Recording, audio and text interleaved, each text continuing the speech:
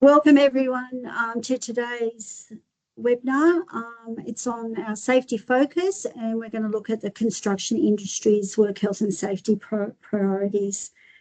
I'm your host, I'm Lisa Dart, and the MBA Work Health and Safety Advisor for those who don't already know who I am. As the industry continues to evolve, so too do our obligations under the work health and safety laws, especially in relation to psychosocial hazards, from high job demands and poor support to bullying, harassment and aggressive behaviours. These hazards are increasingly recognised as critical threats to worker wellbeing and business performance.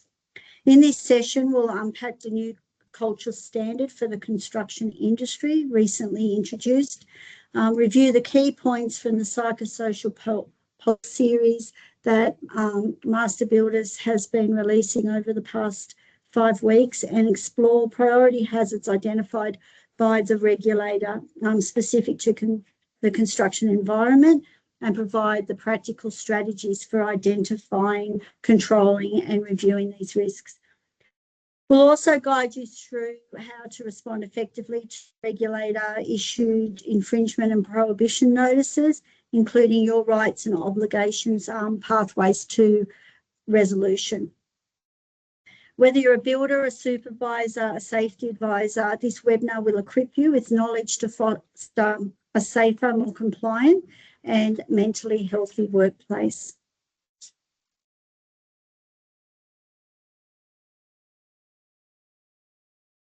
So today, they're the 4 topics that we're going to cover off on at a high level.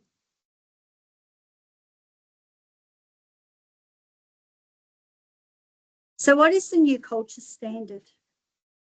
The Construction Industry Leadership Forum brought together the Australian Constructors Association, government and industry from Victoria and New South Wales, and Australia's leading construction workplace researchers.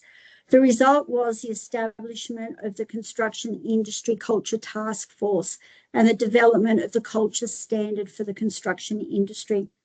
The culture standard is a framework for clients and contractors to work together to address significant challenges facing the construction industry, and has been trialled on significant Tier 1 infrastructure projects in New South Wales and Victoria over the past couple of years. On the 3rd of September this year, ACT Chief Minister Andrew Barr announced that the ACT government would be adopting the culture standard for the construction industry. And what does this mean? It's all businesses providing services to government-funded infrastructure projects will be required to adhere to a culture standard focusing on psychosocial safety of workers and facilitating shorter working weeks. The following slides are an introduction to the culture standard as MBA continues to work with the ACT government on how this will be embedded over the next 12 months into the procurement of future infrastructure projects in the ACT. The culture standard has been developed at a time when the construction industry is under immense pressure and is not viewed as an employer of choice. The industry faces significant skill gaps, which are projected to increase as the current project pipeline advances. Industry productivity is stagnant, and the workforce experiences a disproportionate well-being of issues compared to the broader society, and severely low levels of diversity when compared to other industries. These problems impact the industry's ability to deliver work effectively and efficiently, and its ability to attract and retain a healthy, well and diverse workforce. And we know that there are other bureaucratic red tape that also impact the productivity and efficiency of the industry, which are not being addressed in this standard or in today's webinar. The ACT construction industry is facing a critical workforce shortage, with Infrastructure Australia estimating that the building sector will require approximately 370,000 additional workers nationally by 2030. This includes a significant gap in the missing middle housing, qualified tradespeople, site supervisors, and mid-level professionals. The culture standard is being positioned as a key strategy to attract and retain this workforce, specifically by promoting inclusive and psychologically safe workplaces, supporting flexible working arrangements and 5-day work weeks, and creating pathways for women and unrepresented groups to enter and thrive in the industry.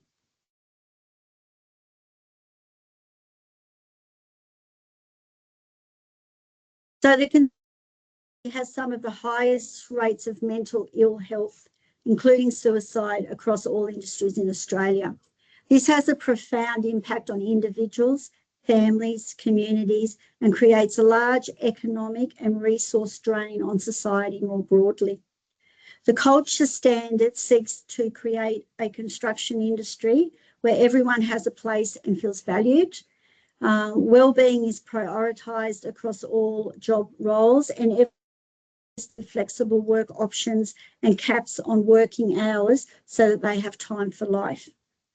The idea behind the 3 pillars that you can see on your screen is to create a culture standard that improves the construction industry's sustainability, safety, attractiveness by addressing critical workforce challenges.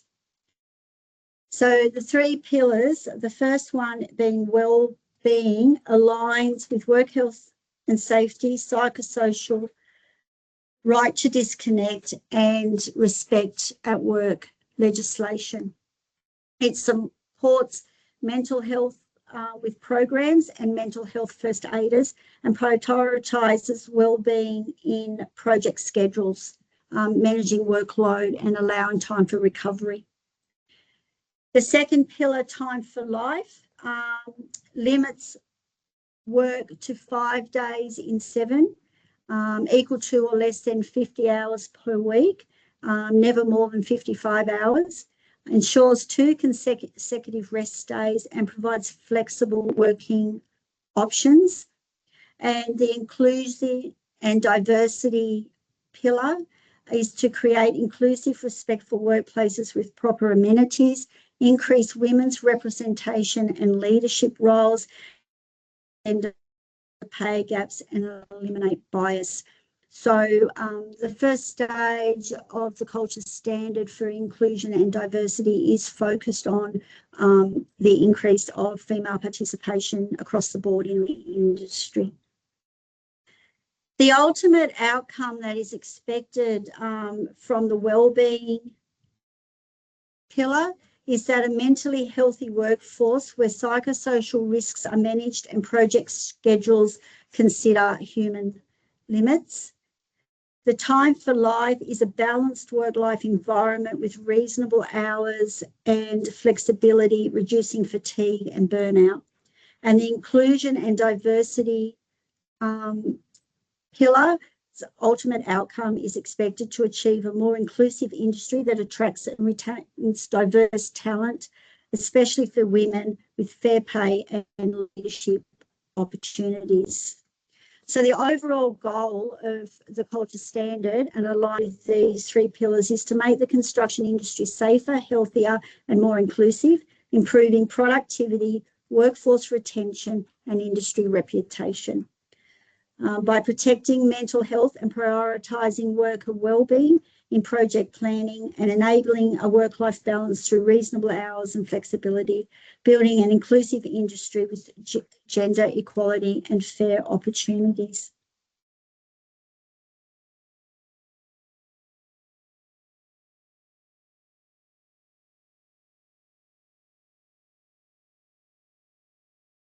So the 5 pilot projects that were used are there on the screen.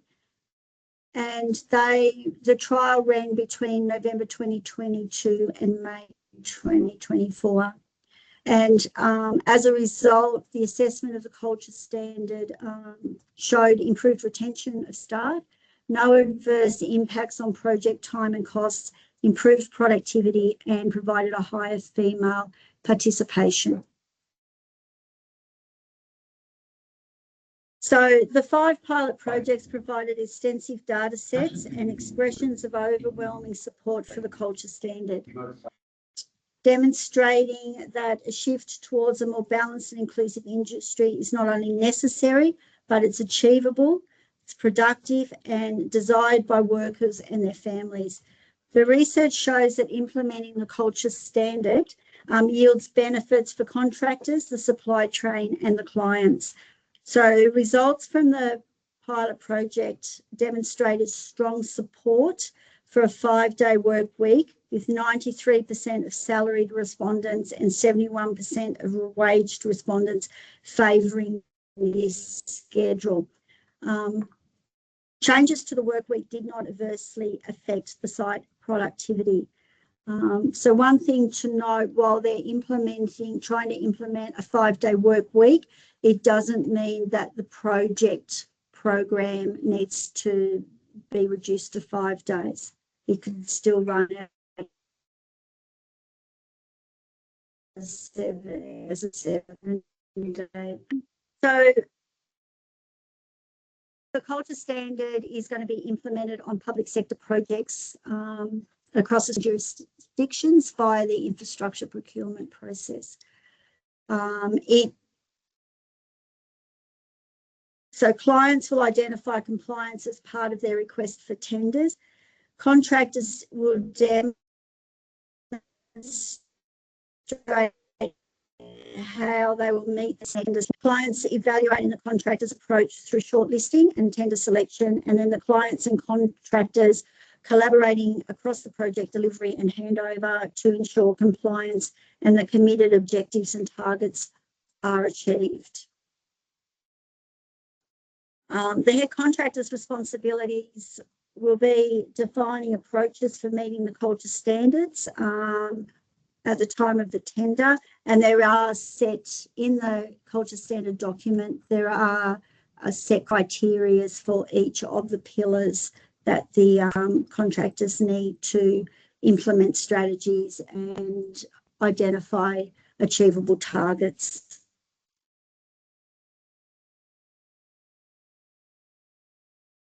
Each pillar of the standard outlines whether it applies at a project level or at a head contract organisational level, and where the culture standard applies at the project level, both contractors and their subcontractors should support its delivery. So the head contractor will provide reporting to the client, but will also provide the required support to subcontractors to ensure that they're meeting the requirements of the criteria as well. It is early days. The culture standard is available on the ACT government's website for review, and Master Builders is working with ACT government to ensure that the reporting requirements and the implementation measures are aligned with existing reporting requirements to reduce duplication of reporting and overburdening of paperwork. So one of the ways in which we can achieve compliance with the culture standard is by implementing a good work design and mitigating psychosocial hazards in the workplace. So in today's webinar, I'm not going to talk about what the psychosocial hazards are. I am, however, going to cover on how we can ensure that as a PCBU, we are providing a workplace that our workers feel physically and psychologically safe. The principles of good design can be used to set up the workplace, the working environment and work tasks to protect the health and safety of our workers, taking into account their range of abilities and their vulnerabilities so far as is reasonably practicable. This handbook can be found on Safe Work Australia's website, and it's a great tool to assist in developing or assessing your current workplace environments. Good work is healthy and safe work where hazards and risks are eliminated or minimised. A good work design is also where the workplace design optimises human performance, job satisfaction and productivity. So good work design contains positive work elements that will protect workers from harm to their health, their safety and their well-being, improve worker and business success through higher work productivity.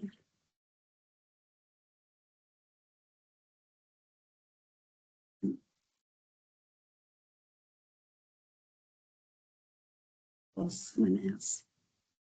There we go.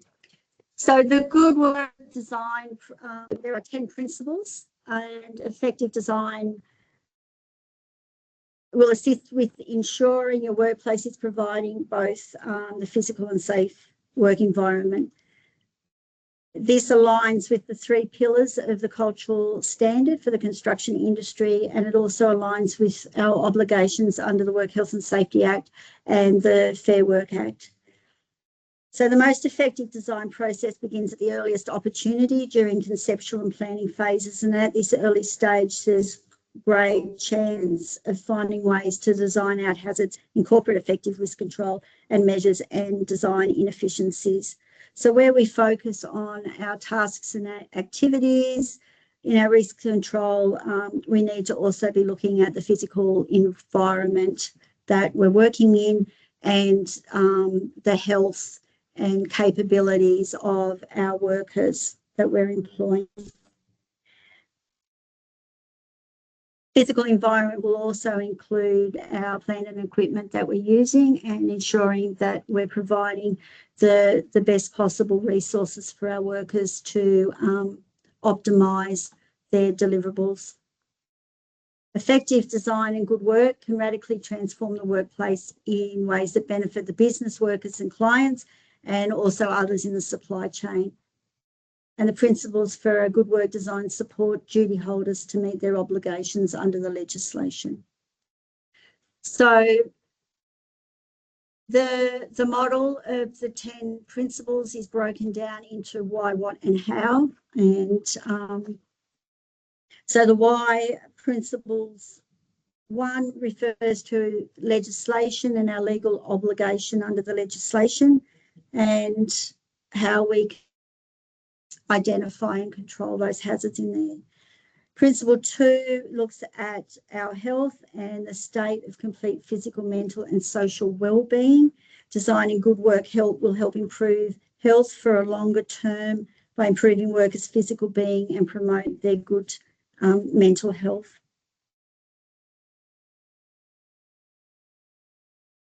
Principles 4, 5 and 6 address the what of good work design. Let's go back.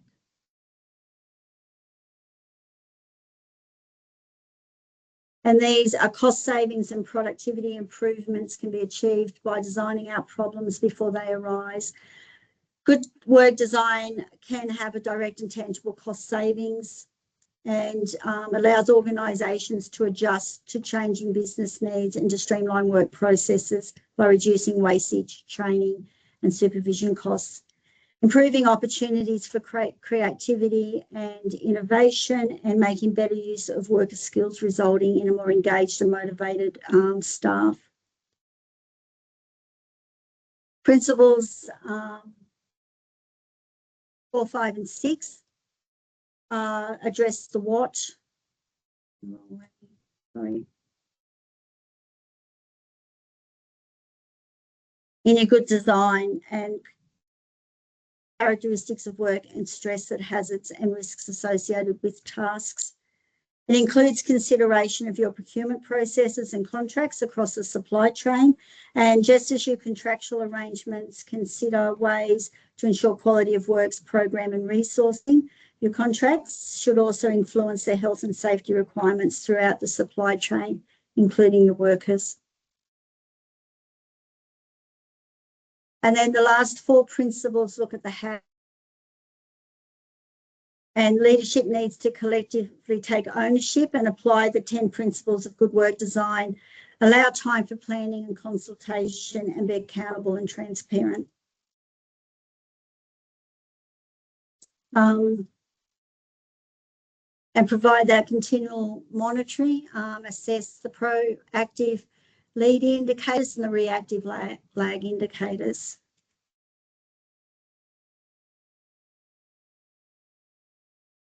And then in minimising your psychosocial hazards in the workplace, which is a key for the cultural standards. We've, over the last 5 weeks, issued an edition each week in our members update. And they give you the tools and insights to foster a safer, more supportive and productive work environment 1 week at a time. Edition 6 will be released this Friday as the final edition in creating and implementing your psychosocial safety plan. It's released in the members' updates. And of course, if you need any assistance in this process and including your psychosocial hazards within your risk management processes, you can always contact me me and the advisory team at Master Builders, and we can assist you with that process. Okay, on to the next part of the webinar, regulators' priorities. I just thought I would touch on some of the updates to codes of practice and the 5 target hazards that the regulator is addressing. So in addition to the amendments to the crystalline silica code of practice and the tower crane codes of practice earlier this year, WorkSafe ACT has updated a number of codes of practice to include the PCBU's requirement to address and mitigate psychosocial hazards in the workplace. The requirement should be managed through the business risk management plan to identify the risks at a corporate or company level, as well as at the project levels. And implementation of the new culture standard in the construction industry and ensuring that your workplaces have implemented a good work design will assist you in managing those psychosocial hazards that are associated with, for example, confined spaces, preventing noise, managing your noise and preventing hearing loss in the workplace. It's been identified in these codes of practice. The psychosocial hazards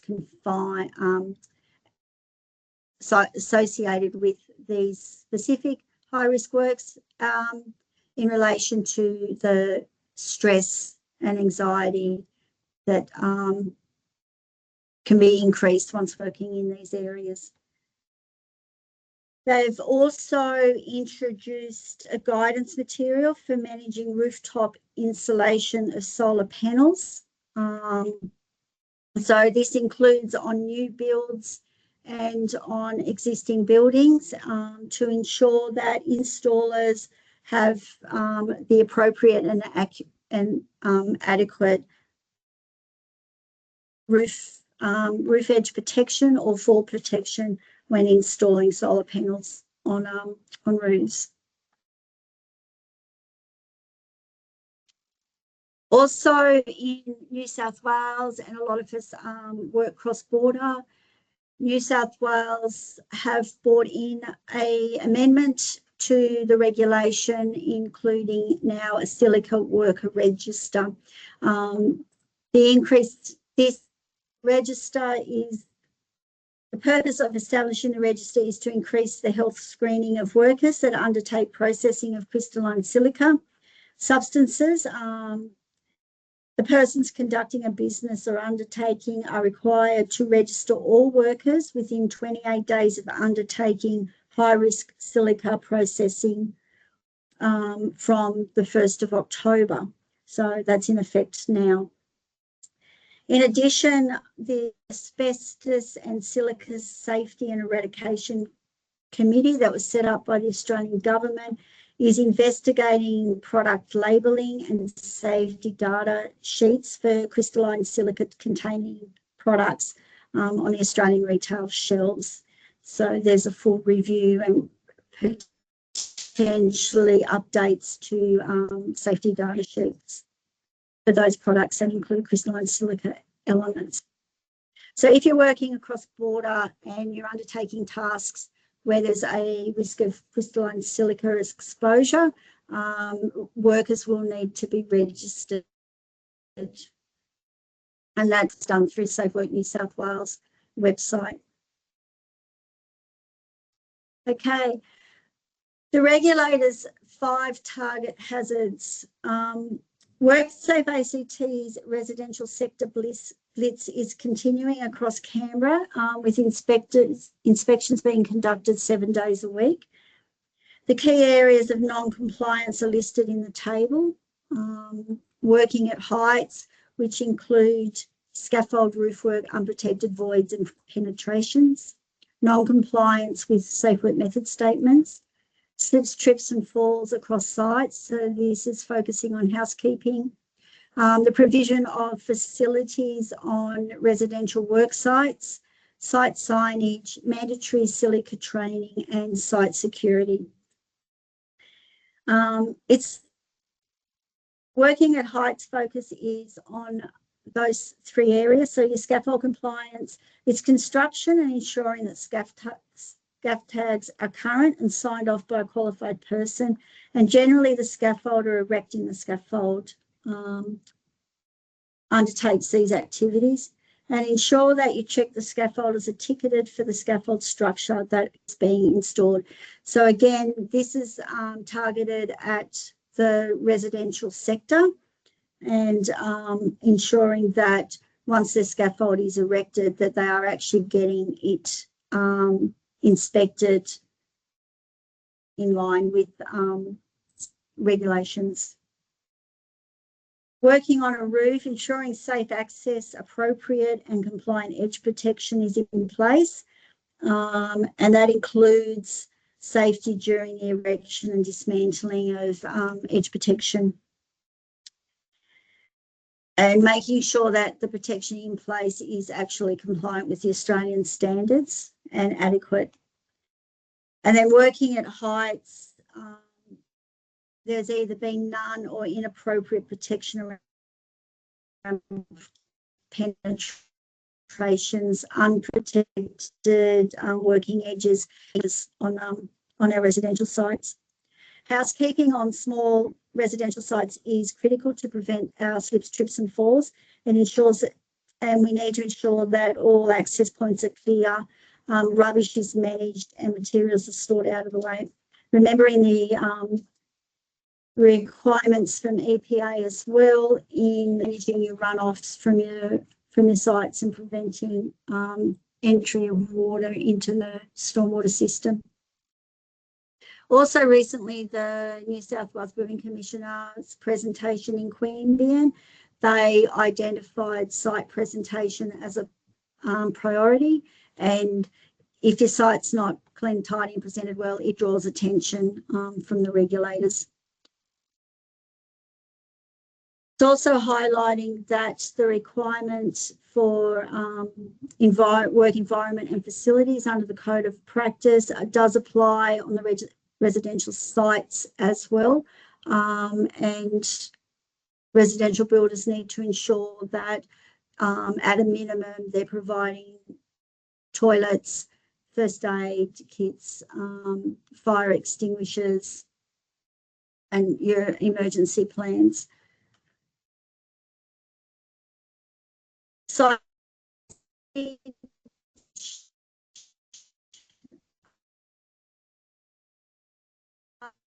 that we need to be aware of eligible or insufficient site signage is being identified, and mandatory training. So you need to be aware that in the ACT, our training providers need to be approved by WorkSafe ACT. So, and the course that they're undertaking needs to be the approved course by WorkSafe ACT. And be aware that there are non-fraudulent certificates floating around. Most of your approved RTOs will have a QR code on the certificate. And when you're receiving these certificates of verification of the training, that you need to scan that QR code to make sure that the person handing you the certificate is actually the person registered with the RTO as completing the works. And then site security is the other issue. So ensuring that gates are locked, that panels are unable to be removed, and that the unrestricted, that access to site is restricted. Okay. Infringements, prohibition notices. So we're all aware of the infringement notices that are issued by our regulator. On-the-spot fines, infringement notices are on-the-spot fines for work health and safety breaches. Your notices are issued for non-serious breaches and require corrective action to be taken. And your prohibition notices will be issued by the inspectors when they believe there is an immediate or imminent risk of someone getting injured, and they will stop work or the activity immediately. So with an infringement notice, you need to pay a fine or dispute the notice within 28 calendar days. Unpaid infringement notices will receive a reminder notice after the 28 days and demanding final action be taken within another 28 days. Now, if you fail to pay your infringements fines, the result will be court proceedings, which we don't get involved in. Improvement notices are issued. They need to be, if you want to dispute an improvement notice, you need to do that within 14 calendar days or by the compliance date that's stated on the improvement notice.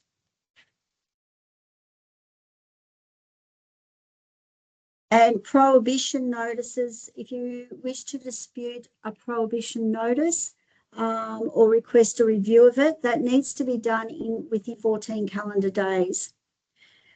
So you may dispute liability or request an extension to pay any of these notices, but it must be done in writing and it's got to be done within the relevant timeframes. WorkSafe ACT will be required to respond in writing with their review outcome within 14 days. If the matter proceeds to a magistrate court, it can result in a conviction, court-imposed penalties, court costs, and additional orders. So the idea is if you are disputing any of these notices, that you need to get on top of it as soon as possible. And WorkSafe ACT will accept requests to review an improvement notice, but it needs to be by the person who was issued, the PCBU whose interests are affected by the notice. So that can be the subcontractor or the PC on the site. Work health and safety representatives who represent a worker whose interests have been affected by the decision can also ask for a review, but it's all got to be done within the timeframes for it to proceed. WorkSafe ACT inspectors will issue enforcement notices, including improvement, prohibition and infringement notices, and they can do that verbally or in writing if they believe someone is breaching the act. So if you issued an instruction by an inspector on site, act on it immediately. Don't wait to receive the written notification. Must be displayed in a prominent place, which is easily acceptable, noticeable, and where workers or other persons affected by the notice will see and have access to that notice. And you must not intentionally remove, destroy, damage, or deface a notice that is being displayed while the notice is still in force. And WorkSafe ACT will ensure that they will notify you when that notice can be removed. And it's usually after the immediate or imminent risk has been addressed and rectified.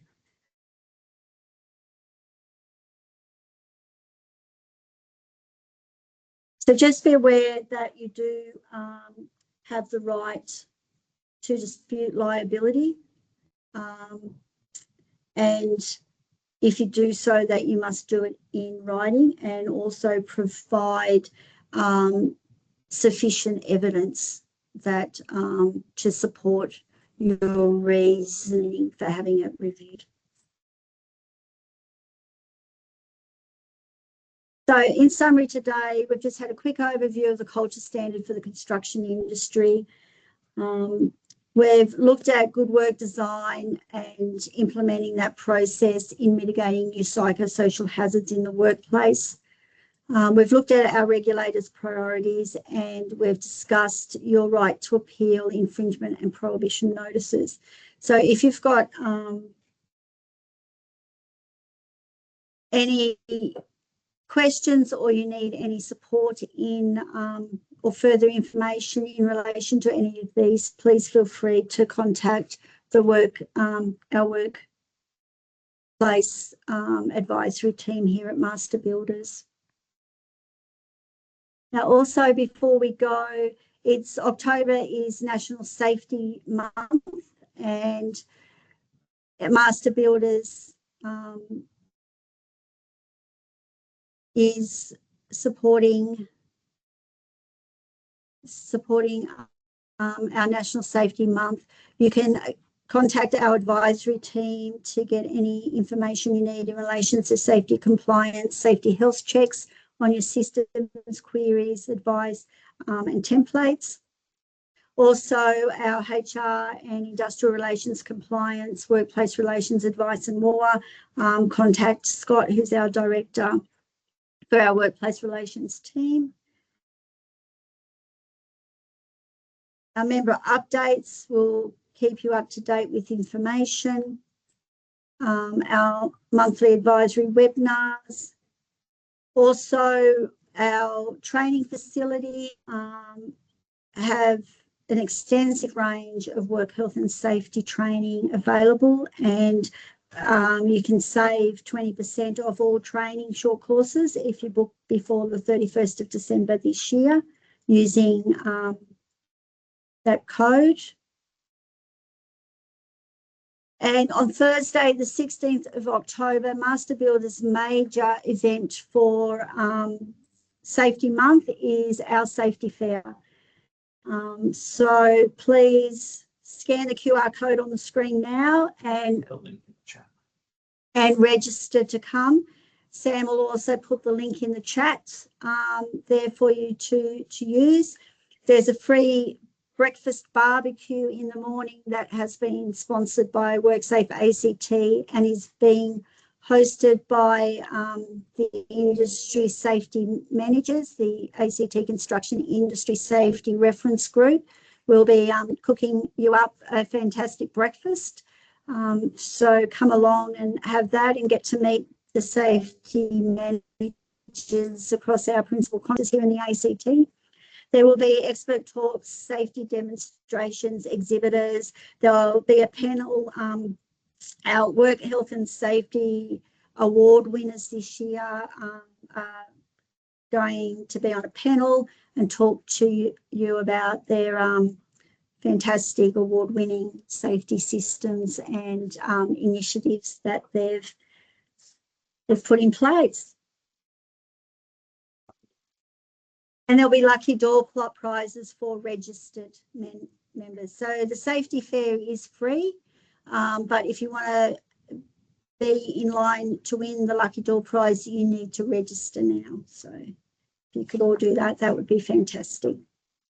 So are there any questions?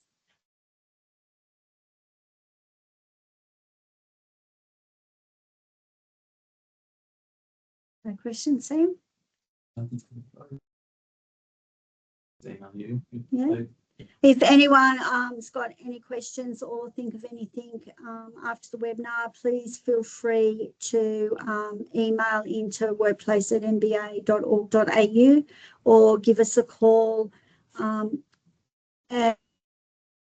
we'll be more than happy to, and keep an eye out on the members update, and we will provide you update and progress in relation to the culture standard implementation. So thanks everyone for joining today. Thanks for your time. Enjoy the rest of your week and stay safe.